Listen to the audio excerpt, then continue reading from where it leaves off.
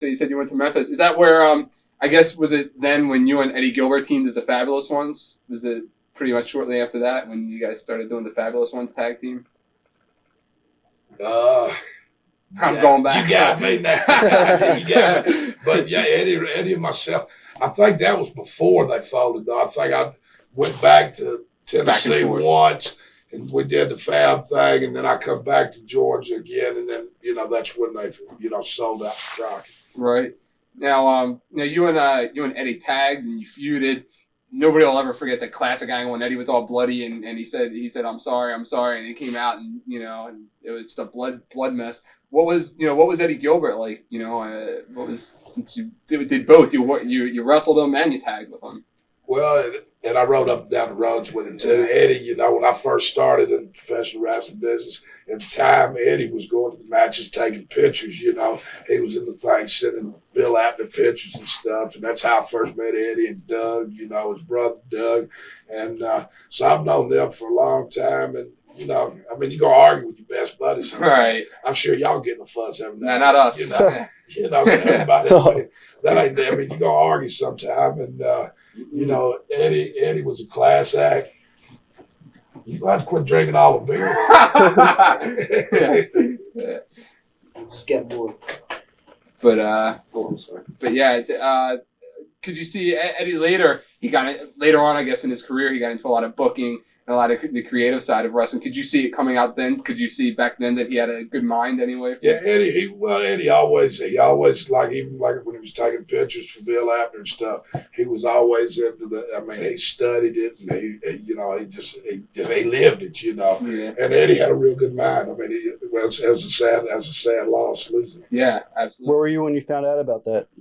I was in Atlanta. Wow.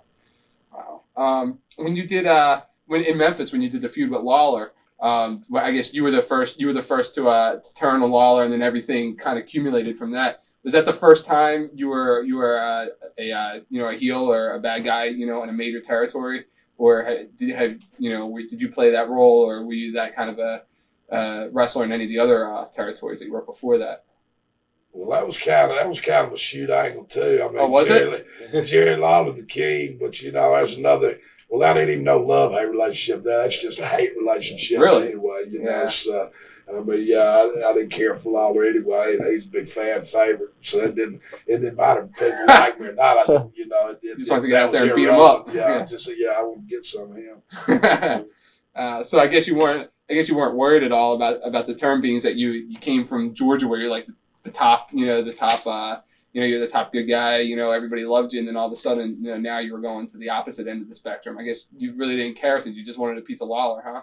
Yeah, well, let's say at the time, it was, that's like Harley Race, back then. He might wrestle in Kansas City and everybody there loved him, but he'd come to Georgia and wrestle me and everybody hated him. Gotcha. So, you talk about good guy, bad guy. That terminology, sometimes that's there, with certain guys, but, like I said, I come in just to fight Lawler, and some of the people liked me and some didn't. And then, of course, it did get further where they didn't like me at all. Yeah. Which I don't care because I don't like nobody no more. Was it maybe Lawler saw you as a threat. Here you coming from being the top star of the other promotion. Now you're coming into his backyard. I guess maybe he saw you as a threat to his his stability. Well, Jerry Lawler, that, like I said, he ain't none of my favorite people. Yeah. But the whole deal with Lawler is, Jerry Lawler, he been to Florida, been to 4 or 5 other places, and never drawed a dime. And the only place he ever drawed money was in Tennessee until he went up here to the WWF, and which he's done good up there, but he never drawed no money nowhere else. And I think it was a little animosity there because I went to Atlanta, got a heck of a break, and I took off and ran with it, And a little jealous there. Like I said, I drank my beer, he eat his hamburgers, each his own. Yeah. I'm wild out Southern boy. He's just a hamburger eater.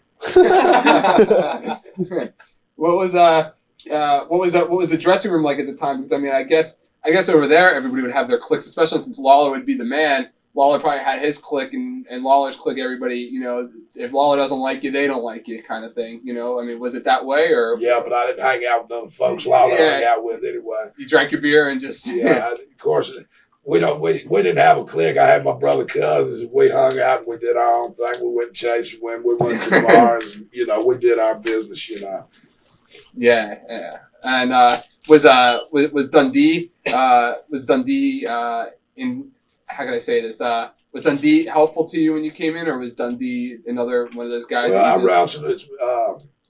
I don't know if you remember his partner George Barnes when they first come to Tennessee from Australia. That's right. That's when I first started. That's about when I first broke into business. That was probably one of my major first fights that I really learned a lot from them. They helped me a lot, got my ass whipped a lot. But I mean, it was, that was a very good learning experience. And then George, he went back to Australia, and then Bill and myself teamed up. And we had a couple of feuds, I mean, like I said, the tag thing, but then we teamed up and we had a good run in Tennessee. Bill and myself had a real good run there. Yeah. I guess if you want to talk about, like you said, you and Buzz feuded for 2 years, the Lawler feud, you and Lawler had a real long feud, even to this day. Sometimes every now and then you guys are still headlining down in the USWA. So, I mean, you want to talk about longevity. How soon was it when Austin Idol came in, to your feud with Jerry Lawler? Well, Austin and myself, we've been, I've known Austin a long time too. And, he just, anytime we I needed somebody, he'd come down, I mean, if I wasn't going to be there, he'd come, we was a good combination together and knew each other real good. And just, they brought him in. I got hurt and went to Japan, and so they brought Austin in, and then we teamed up some. So, it was a good mix. It's amazing when you watch back those tapes that even then, and maybe you can dispute this, that WWF or WCW didn't make you, or NWA, I guess at the time, didn't make you guys an offer to come in as a tag team because you guys were so strong on everything, wrestling, interviews. I mean, did they go after you guys as a tag team at the time? Or no, I'd say Austin kind of like me too. He kind of wild, but Austin, he's one that he might tell you he's going to be there and then not be there, so it was hard. I mean, Austin, he didn't like to be on the road a lot,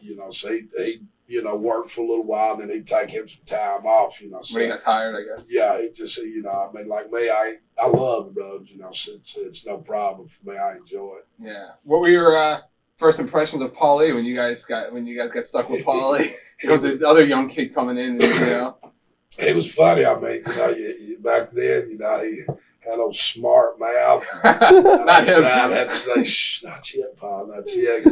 He'd get the promoters mad. I said, no, you don't make him mad. You got to make the people mad.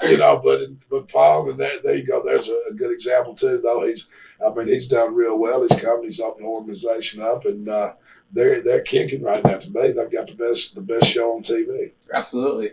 I guess, again, like Eddie Gilbert, could you see the creative side of Paul Lee at the time? Did you see that there was a creative side, or did you just see him, or was he just such a smart ass that he couldn't even? Well, no, that Paul, I mean, I would say smart ass. I mean, he just come across that way. I guess a Yankee in him is what it is. The New York thing.